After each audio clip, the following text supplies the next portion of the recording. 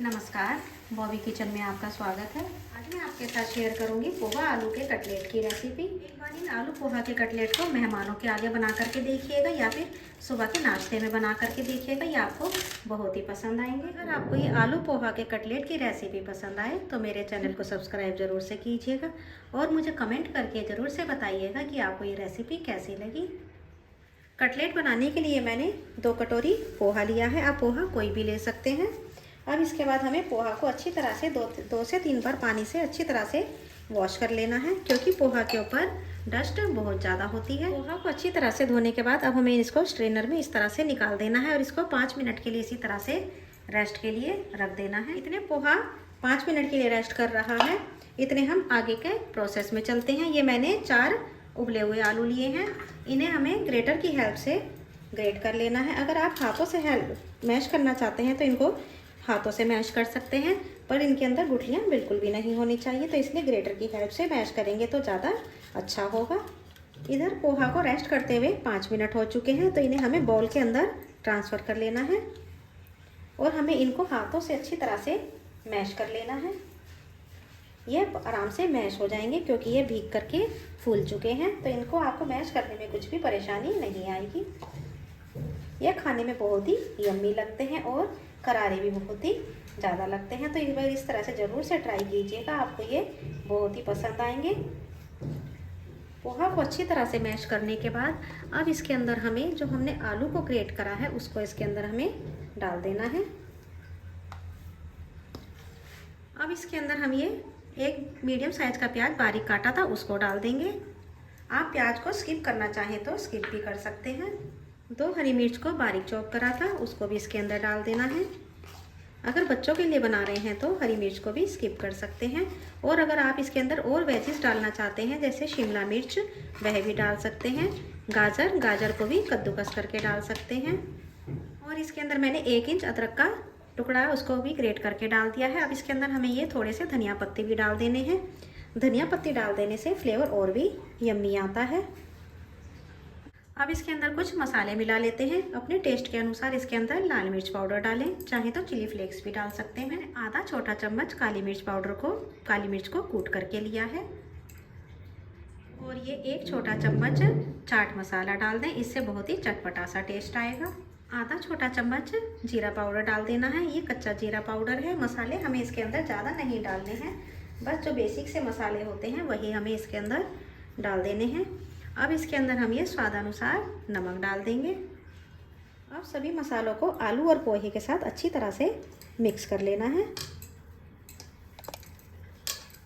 सारी चीज़ें अच्छी तरह से मिक्स हो चुकी हैं, तो अब आइए हम आगे के प्रोसेस में चलते हैं। और अब ये मैंने 4 ब्रेड को लिया है, आप बासी ब्रेड भी ले सकते हैं, जो आपके पास ब्रेड है वह ले लीजिए, और इनको हमें मिक्सर के अंदर ब्रेड क्रम्स बना लेने हैं। अगर आपके पास ब्रेड क्रम्स है तो आप वह भी ले सकते हैं। ब्रेड क्रम्स तैयार हो चुके हैं, तो इन्हें हमें प्लेट के अंदर निकाल लेना है। ब्रेड क्रम्स बनाने के बाद एक बाउल के अंदर हम ये 2 चम्मच कॉर्न स्टार्च लेंगे और 3 चम्मच मैदा ले लेनी है। इसके अंदर 1 चुटकी के करीब नमक डाल देना है, और हमें इसके अंदर थोड़ा थोड़ा सा पानी डालते हुए एक हमें स्लरी तैयार कर लेनी है। पानी एकदम नहीं डालिएगा, नहीं तो गुठलियाँ पड़ सकती हैं। तो इस तरह से हमें एक स्लरी को पतला सी स्लरी को तैयार कर लेना है। स्लरी भी हमारी तैयार हो चुकी है, तो हम जो आलू और पोहे का जो हमने डो बनाया है उसको ले लेते हैं, और इसके अंदर से हमें इस तरह से थोड़ा सा पोर्शन ले लेना है। आप जितनी भी बड़ी छोटी नाश्ता बनाना चाहते हैं उतना इसके अंदर से पोर्शन ले लीजिए, और इस तरह से हाथों से गोल करते हुए आप इसको जो भी शेप देना चाहते हैं वह आप इसकी दे सकते हैं। तो मैं इनकी इस तरह से टिक्की की शेप दे करके इनको तैयार कर रही हूँ।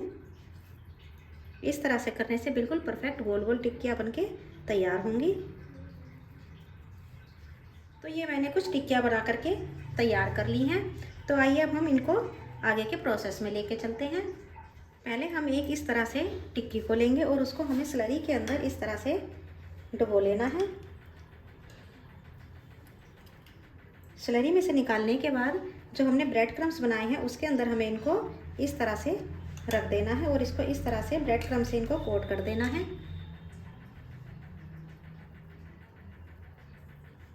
अब इसको हमें लेकर के गैस की तरफ चलेंगे।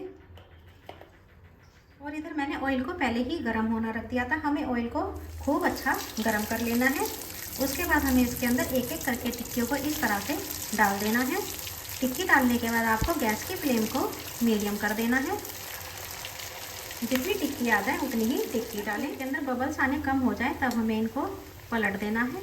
तो देखिए एक साइड से ये गोल्डन कलर की हो चुकी है, तो इसको हमें इस तरह से पलट देंगे।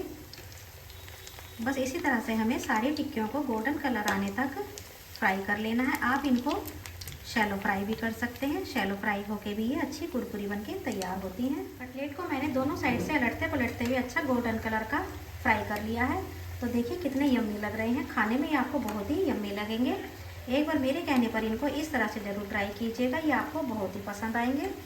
अब इन्हें हम इस तरह से कढ़ाई के अंदर से निकाल लेते हैं।